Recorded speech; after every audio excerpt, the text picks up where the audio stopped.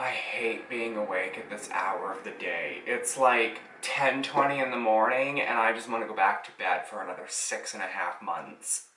Hi everybody! Guess what we're going to talk about? Now, I'm not going through 7 seasons like I did with Charmed, and I went through 8 seasons. That turned that video into 40 minutes. So let's not do that.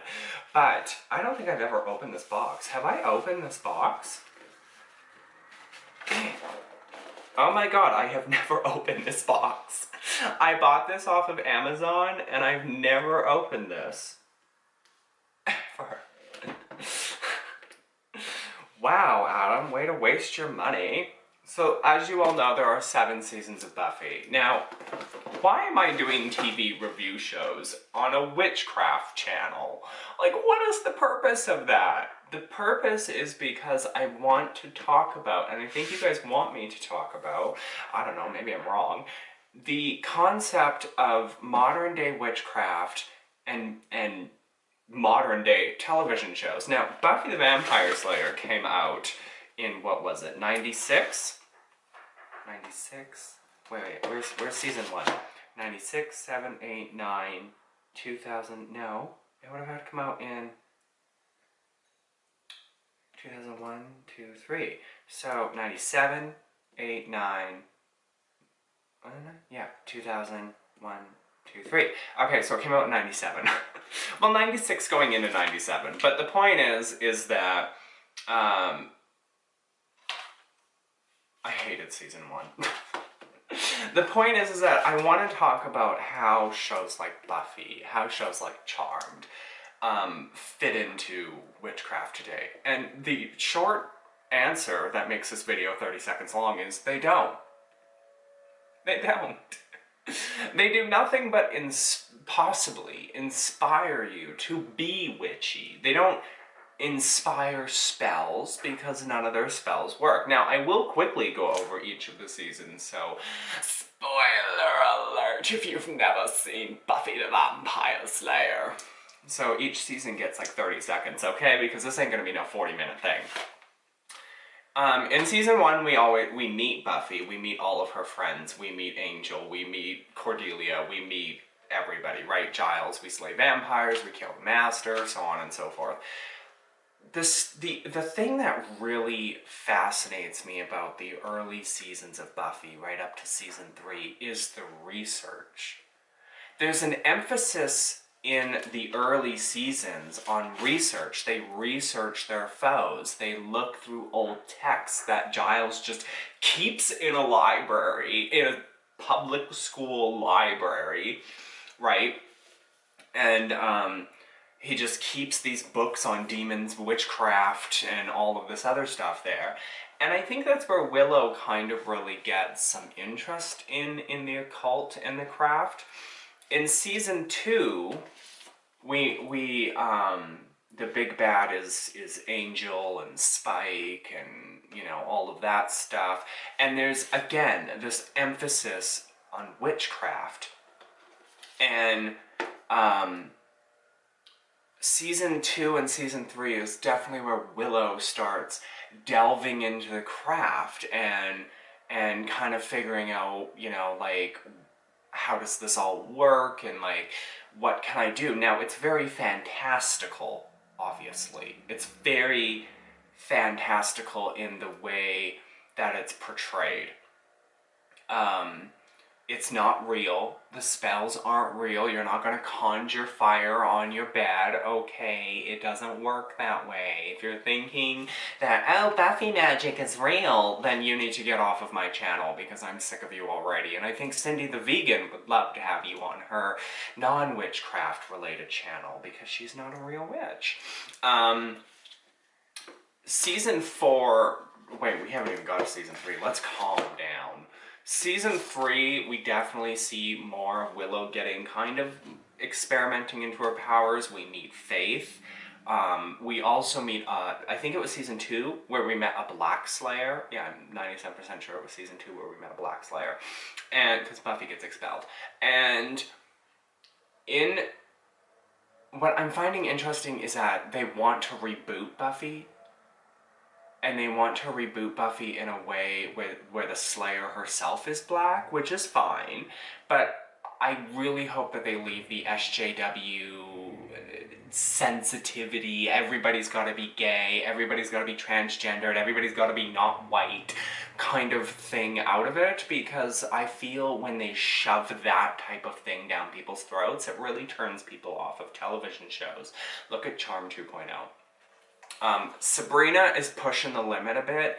If it wasn't such a damn good show, I would not watch it. They've bastardized Wicca, they've have a straight girl playing a transgendered male, they have a straight guy playing a bisexual person, and they, in season 3, without spoiling it too much for all of you, they use pagans as the enemy. So this is just like, you're starting to lose me, Sabrina. But in season 3, you know, we meet Faith and the mayor and the bomb and the explosion of the school and the killing of the mayor and so on and so forth. In season 4 is where Willow really gets more into witchcraft, because they're in college now and she's trying to explore her sexuality more and figure out who she is, and she meets Tara and they do spells together, which Xander keeps making fun of, thinking that they're just canoodling, if you know what I mean. And I really do think a lot of the times they use spells as euphemisms, because you have to realize that Buffy was about dealing with growing up, right? Like, the monsters you would face in your life, they manifested into real monsters that she had to overcome. Season 4, you also meet Riley and the whole military thing and all of that fun stuff. And they merge with Buffy to take down this big-ass bad Adam, which is a hybrid zombie thing. I don't even understand. But there isn't really a lot of the craft. There isn't, around season 3 is when the research element of it kind of stops, because in 1, 2, and 3, they're at the library, they're doing Red Rover calls, you know, where you call your parents and say you're staying at this person, who calls their parents and say they're staying at this person, and all of that other stuff. And there was like lots of research and musty old tomes, and it was just really, it would just suck you right in. And season 4, they kind of did away with that, because there was no more high school, and Giles, you know, a lot of stuff would happen at Giles's house and all of this other stuff, and it kind of felt like they were kind of pulling away from each other, which definitely was the crux of season 4. They were all starting to live their own separate lives. We also met Anya in season 4. I love Anya. She's my hero. I want to be her when I grow up, okay? Season 5 is when Spike gets more involved, and when we meet Buffy's sister, who happens to be the key, and we meet Glory, and there's definitely lots of research in season 5, because Giles opens up his magic shop. I didn't like a large part of season 5. Not because Buffy's mom dies, not because, and that whole grieving episode where her mom died was just amazing. Okay, nothing else could ever compare to it. If you've never seen Buffy, you need to watch it. But, you know, and Spike is, I'm in love with Buffy and like all this other crap. Like, he slowly develops the fact that he's in love with her, and like he takes care of Dawn a lot of the times, and it turns out that Dawn was just kind of forced into their family. Like, Buffy never actually had a sister, but it was just forced in there by these monks, because she's the key to opening this portal to hell or something, and Glory kidnaps her, and Buffy sacrifices herself and dies. And they should have just ended at season 5. They should have just ended at season 5, but they kept coming for 2 more seasons. And we really see a lot more of Willow's magical powers and all of that stuff. 6, Buffy comes back. Her and Spike have this dark, moody sex thing going on. And she's just this kind of self-destructive, broken person because she was in heaven and all of that stuff, and her friends find out, and then there's a guilt trip, and everybody's just angry at each other.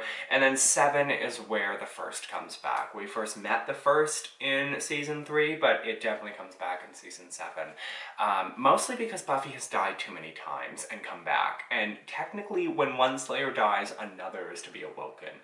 So, you know, now in season 5, when Buffy dies, you might be asking, well, why wasn't another Slayer awoken? Because Faith was still alive, okay? She was still alive, so Faith didn't die. So, Buffy is a time-honored classic, and this concept of reboots in TV shows needs to stop. Like, you need to come up with something more original. Because all they do is they take an old show that was mostly white in its cast, mostly heterosexual in its cast, and revamp it so that it fits today's SJW themes of inclusion, and everybody has to be gay, and everybody has to be LGBT, and everybody has to be fat, and everybody has to be black, and nobody can be white because being white is bad, and no one can be a man because being a man is evil. That kind of bullshit needs to stop, okay? Yes, this coming from a white, thin, privileged mother... okay, that stuff needs to stop. Because you're ruining TV shows. You're on the verge of ruining Sabrina, you ruined Charmed, and if it goes the way I think it will for a Buffy reboot, God help them. But I would like to see a Black Slayer, because I did like the Black Slayer they introduced in season 2, but she died, so we didn't really get to see much of her. And then that's when Faith came around. So, what is it about these TV shows and witchcraft that makes them seem real to people? Like, look at Pinterest, where you see nothing but charmed spells. It's everywhere. It's intoxicating. It's nauseating. And if you look up Book of Shadows flip-throughs, about half of them are people flipping through the Charmed Book of Shadows, or they've got these Charmed replica Book of Shadows. Now, I will admit, I wanted a Charmed replica Book of Shadows, like a blank one that I could write in because I thought it would look cool. But that's when I was naive and stupid and wanting to jump on a bandwagon and pay $500 for one. Just no.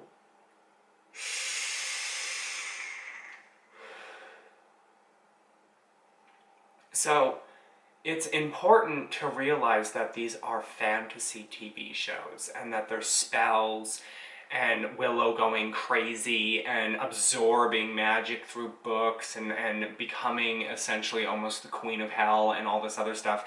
It's not real. It's fake. It's all fake. Okay, it's Hollywood magic.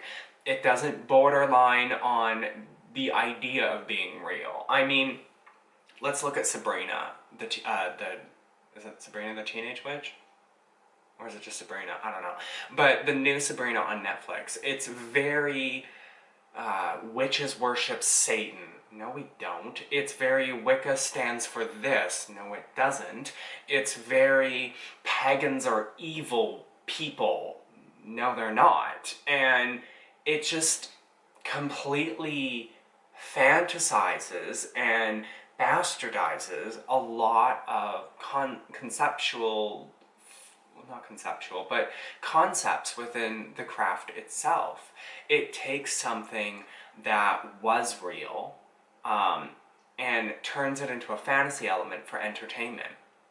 Okay, and I think the issue is that a lot of people, like a lot of new witches to the craft, they see these elements, they see these TV shows, they see these things, and they think, oh, this is what it must be like. This is what witchcraft is. This is what... No, that's not what witchcraft is at all.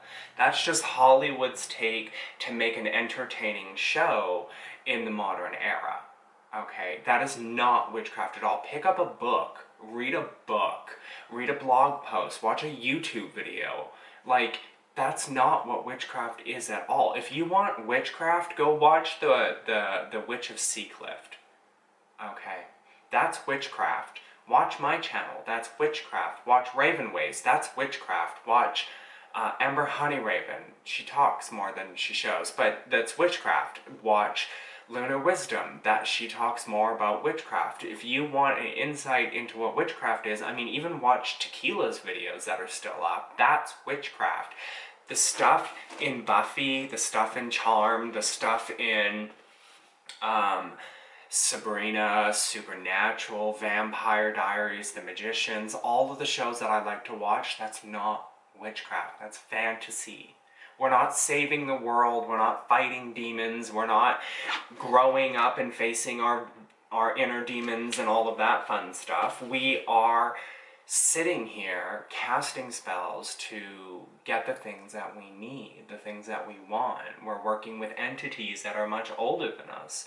We're practicing a craft that has been around long before God and will be around long after God, and long after the human race is extinct. The magical energies will always flow, even when the earth is obliterated, okay, into tiny, tiny elements, sucked into the sun, and then the sun goes into a red dwarf, and then one day possibly explodes, right? Like, it's all magic. Magic never leaves. So I hope that my little review here of Buffy, kind of going through it and explaining to you that it is Hollywood fiction, it doesn't fit into the craft, it's just something entertaining to watch, has kind of enlightened you. Would I recommend Buffy today? Absolutely. I would absolutely recommend it.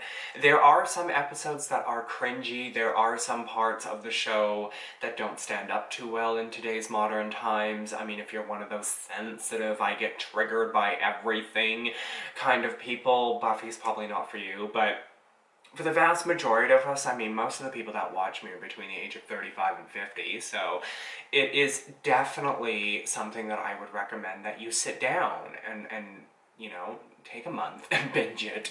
Or, I think for me to finish Buffy, it would definitely, yeah, it would take me a month. It'd take me a month to get through all 7 seasons. Oh yeah. But it's definitely something that I would recommend that you watch and enjoy for what it is. And it's fine if a show inspires you. And what I mean by that is inspires you to be witchy, inspires you to get to your altar and light some incense or a candle or sit there and enjoy the company of the spirits. I mean, I won't lie, the Sabrina TV show has been doing a lot of inspiring for me lately to work with more earth magic and work with the spirits and stuff like that. It's not because the TV show works with earth magic and spirits. No, it's because it's just a witchy show that puts me in a witchy mood, and, you know, I want to work more with the spirits and more with earth magic and so on and so forth. The demons are still there, calm down. The Morrigan is still there somewhat, and, you know, we've got just other things to do, okay? So I hope that this video has shed light on a TV show that we all love. Let's see, when it was 97, I would have been... How old would I have been? I would have been 9. And then 7 years later, I would have been 16 when it ended. So it started about a year after Friends started. Okay, no, 3 years after Friends started. Because I was 6 when Friends started. But I never got to see Friends when I was 6 years old. I had to wait till I was 31. Well, you know, 28, because my friend would watch it when we would, like, go to the States, and it was on in the hotel rooms all the time, so, you know.